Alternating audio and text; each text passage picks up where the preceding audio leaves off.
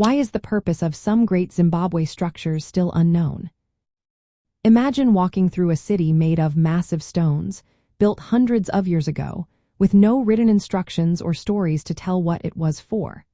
That's what makes the purpose of some great Zimbabwe structures so puzzling. These ancient buildings, made of large granite blocks, are some of the most impressive in Africa. They were built between the 11th and 15th centuries by ancestors of the Shona people. But despite their size and beauty, archaeologists still don't know exactly why some of these structures were built. One big reason is that the builders did not leave any written records. They didn't write down stories, laws, or explanations about their architecture. So, archaeologists have to rely on what they find around the site, like tools, pottery, and other artifacts, to guess what the buildings might have been used for. But these clues can only tell part of the story.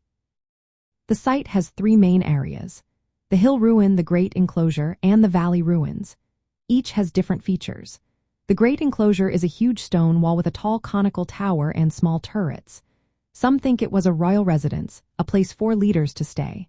Others believe it was a religious or ceremonial site. The presence of carved stones shaped like phalluses and grooves in the walls suggests ritual or symbolic uses.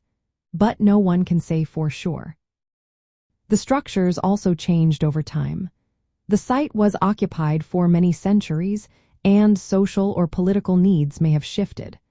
What served as a palace at one time could have become a religious center later.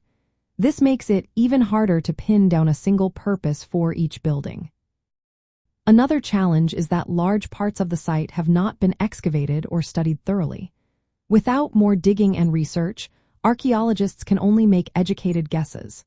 Early European explorers also made mistakes. They wrongly claimed that outsiders built Great Zimbabwe, ignoring the African origins. This bias slowed down proper research and understanding of the site's true history. In the end, the mystery of some structures' purposes reflects the difficulty of studying ancient societies without written records. It also shows how complex and layered the site is. Archaeologists compare the architecture with other similar sites, look at artifacts, and consider local traditions to form ideas.